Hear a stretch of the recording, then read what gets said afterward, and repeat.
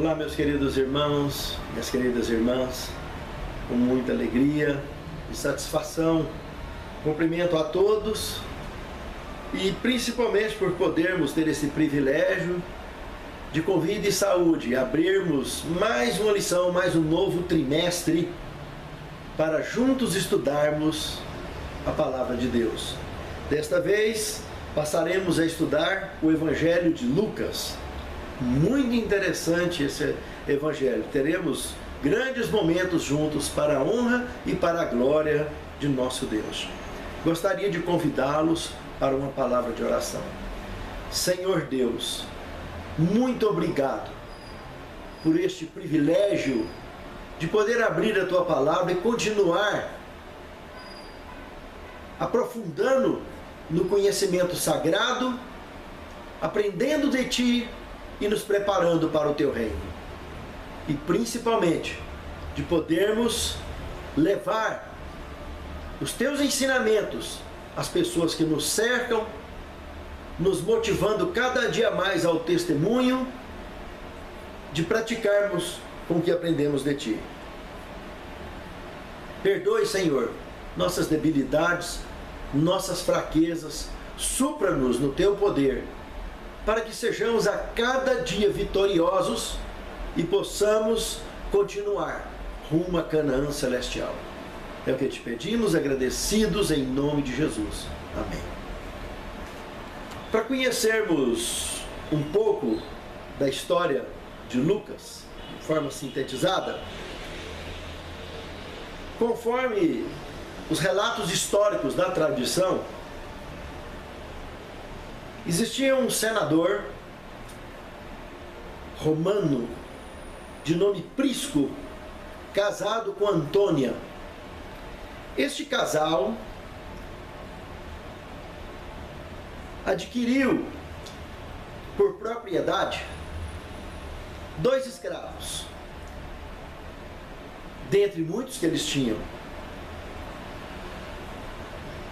Uma chamava Íris, a escrava, uma escrava grega.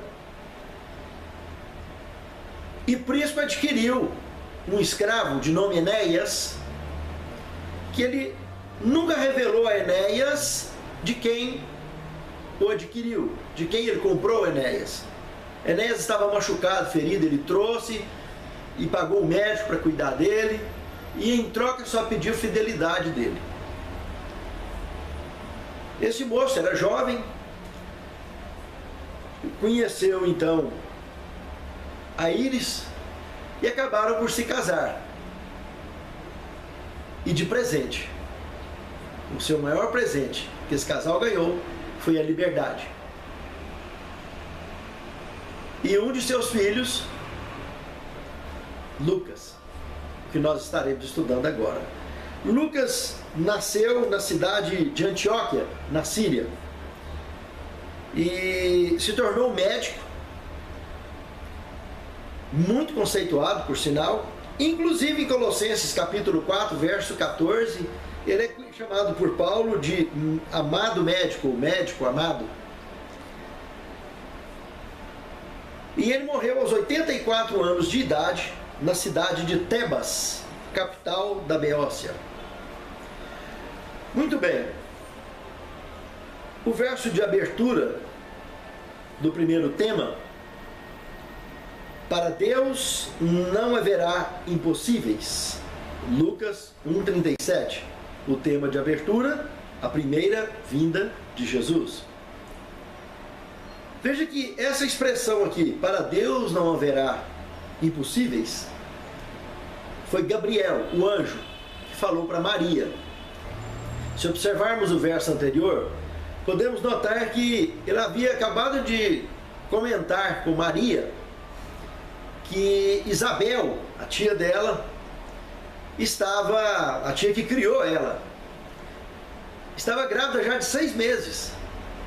E Maria se engravidaria de Deus, receberia o Espírito Santo, e logo que fosse visitar Isabel, já iria grávida. Aqui 2 impossíveis. Isabel já vivia na menopausa, como engravidar, já de idade. E Maria era virgem, como engravidar, mas Gabriel garantiu. E ela não titubeou. Abraçou com firmeza essa linda experiência, a mais bela do universo. Segundo tema, uma exposição em ordem. Veja que Lucas capítulo 1, do verso 1 ao 3, e Atos capítulo 1, verso 1 ao 3, podemos observar de forma objetiva que a missão do mestre e a missão da igreja sempre andou em paralelo. Ele foi o precursor do exemplo. Ele se tornou a referência para todos seguirem como um molde perfeito. Basta aceitar a graça dele, nos tornamos então barro mole, caímos nesse molde que é o exemplo de Cristo e ele nos lapida.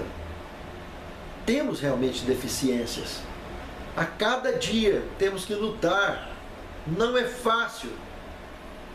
Precisamos abraçar de forma convicta para sermos vitoriosos.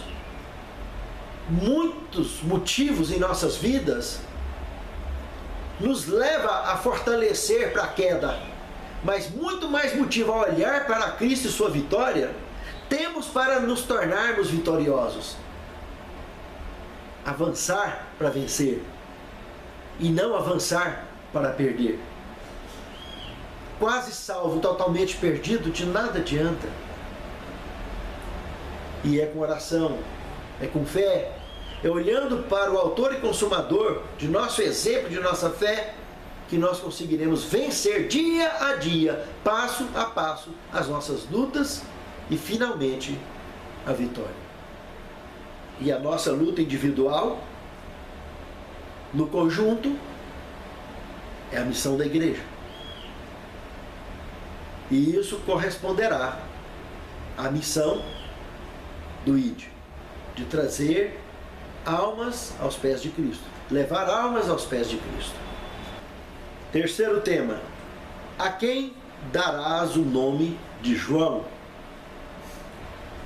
Aqui o que foi dito para Zacarias, e esse de fato foi o nome que o menino recebeu. A história de Zacarias vocês conhecem. A experiência que ele teve que passar enquanto esse menino estava sendo gerado no ventre de sua mãe. Toda a gravidez, ele ficou mudo. Muito interessante. Mas o nascimento foi uma realidade. E esse menino se tornou o precursor do Salvador. João Batista, depois recebeu esse segundo nome, o Batista, se tornou alguém muito especial na causa da pregação, evangelizando e batizando o tempo todo, e não teve medo de falar a verdade em momento algum, e falou tanta verdade que acabou perdendo a cabeça, literalmente. Não precisamos temer falar a verdade, hora nenhuma. A verdade, Deus é a verdade, Cristo é a verdade, a sua palavra é a verdade. A nossa principal oração: Pai, santifica-nos em tua palavra, porque a tua palavra é a verdade. Conhecereis a verdade vos libertará. João dormiu o sono da morte, mas com certeza absoluta está entre os salvos, como todos que abraçarem da mesma forma a verdade. Quarto tema: a quem chamarás pelo nome de Yeshua, não Jesus. Aqui é uma situação delicada, contudo verdadeira. Eu, inclusive, aconselho a que você busque no Escatologia 3, nesse mesmo canal, professor Rafael Diniz Caetano, no meu canal, e digita Escatologia 3, aula 1. Você terá riqueza de detalhes sobre o nome verdadeiro que foi colocado em Jesus Cristo, Yoshua Mashiach. Por quê? Jesus, ele era hebreu, ele não era grego. Jesus Cristo é um nome grego. Inclusive o J nem se pronuncia, nem existe no hebraico. Então, Jesus Cristo é um nome grego. Ah, mas o que significa Jesus Cristo? Salvador, ungido. Para o português, traduzindo do grego para o português. E traduzindo do hebraico para o grego, aí dá Jesus Cristo. Então, está traduzido o nome de Jesus do hebraico para o grego. Mas nome próprio não se traduz, se translitera. Esse é o X da questão. Então, o nome dele, leia, estuda Escatologia, e você, Escatologia 3, aula 1. Você verá com riqueza de detalhes, de maneira objetiva e simples, tanto no grego, quanto no hebraico, quanto no português, sobre isso. Não quero, de forma nenhuma, ser chato ao tocar nesse assunto, mas isso é verdade. E está se tratando do nome de Deus. Então, a nossa relação com Ele não muda em nada, a nossa relação com a igreja não muda em nada. Mas isso foi uma agressão que teve na história da Bíblia Sagrada e que, infelizmente, as organizações mundiais que traduzem as Bíblias, que fabricam as Bíblias, com tantos mestres, doutores e PhDs em teologia, continuam mantendo uma coisa tão terrível que foi cometida com o nome dele na história. Lá vocês saberão a história, quando, como e por que aconteceu. Vai lá, Escatologia 3, aula 1. Assista e você conhecerá com riqueza de detalhes. Mas então, a quem chamarás pelo nome de Jesus? Como a lição então apresenta essa semana, o nome correto, Yoshua Mashiach. Existem algumas Bíblias, inclusive, que lá em Daniel capítulo 9, verso 25 ao 27, não foi traduzido. Ao invés de colocar a palavra ungido, eles colocam só o Mashiach. Aquelas traduções mais antigas. Observe que você pode encontrar alguma Bíblia com esse termo, lá em Daniel 9, 25 a 27, escrito Mashiach. Nem traduzir, foi traduzido. A manjedoura de Belém, quinto tema. Observando Lucas capítulo 2, verso 7, a simplicidade em que nasceu Jesus é algo extraordinário. Uma manjedoura. Coisa mais incrível. Criador do universo, o único da espécie, nasceu desse jeito. E os três leques principais do nascimento dele e da sua vida e da sua missão, a mensagem principal para todos nós, poderíamos colocar em três leques. O primeiro deles, a boa nova do Evangelho, que é para todo o povo. Em Jesus, judeus e gentios se tornaram, ou se tornam, um só povo de Deus. Segundo leque, Jesus é o Salvador, não há outro.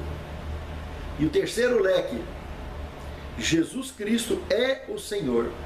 Esses três temas são claramente estabelecidos no princípio dos escritos de Lucas, se tornam mais tarde o alicerce da pregação apostólica, particularmente a de Paulo. Uma outra curiosidade que eu queria chamar a atenção aqui, no capítulo 2, no verso 13, observe que quando os pastores estavam ali recebendo essas três mensagens foram ditadas a eles. Observe no capítulo 2, no verso 13, que existe, junto com aquele anjo que apresentou essas palavras, esses 3 leques aos pastores, se juntou uma milícia celestial. Presta atenção nisso, meu querido irmão.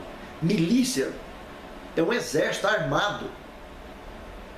E por que tratou de milícia? Porque o exército principal era o exército de Roma. Qualquer exército armado que surgisse dentro do território romano seria considerado uma milícia. Por isso foi traduzido como milícia. Por isso foi escrito como milícia. E apareceu no céu. Aqui é ufologia bíblica plena. Porque uma estrela, entre aspas, guiaram os magos até ali. Veja. E aqui está falando de várias, em forma de milícias. Encheu o céu. Se observarmos Apocalipse, capítulo 12, versos 7 ao 12, lá teve batalha no céu, armada. E quem quer que seja que morreu naquela batalha, veio trazido para cá, para a terra, está aqui. Lá no Escatologia 3 você vai ver muita evidência sobre isso. Porque no reino eterno não tem nada imperfeito. O que está imperfeito está no reino que deixou de ser eterno, o nosso. Aonde todos os seres do universo que pecaram moram, aqui. E foram excluídos da eternidade. E só serão reincluídos aqueles que buscarem aceitar a salvação de nosso Senhor Jesus Cristo, de nosso Salvador, ungido. E esses assuntos, com mais detalhes, você verá lá no Escatologia 3. Já tem lá umas 24 aulas ou mais gravadas, e ainda gravaremos mais algumas. 6º tema: os que deram testemunho a respeito do Salvador. Aqui apresenta Simeão e apresenta Ana também, a profetisa. Inclusive, Lucas capítulo 2, verso 25 a 32, é muito interessante. 3 pontos concernentes à teologia da salvação que Simeão enfatizou. Primeiro, a salvação é através de Jesus. Depois, a salvação é preparada por Deus. E a salvação é para todos os povos, tanto para os gentios como para o Israel. E isso está intimamente relacionado com Apocalipse capítulo 14, versos 6 e 7. A primeira mensagem angélica. É uma harmonia fundamental e absoluta. E Simeão ficou tão feliz e realizado de ter conhecido o Salvador, que havia sido prometido para ele, que ele não morreria sem antes conhecer o Salvador. Ele de imediato disse: já pode me levar, Senhor, para o descanso, porque os meus olhos viram o Salvador do universo. Muito bonito isso. A cruz é o eixo em torno do qual gira todo o plano da salvação. E isso está inserido no entendimento de Simeão, nas palavras ditas também para Maria e José, especialmente a Maria. Meus amados irmãos, é muito bonito o que nós estudaremos durante esse trimestre no livro de Lucas. O 7º tema, a missão do ID, é no mínimo uma expressão de gratidão. A Ciência do Bom Viver, página 140 e 141, tem um trecho interessante.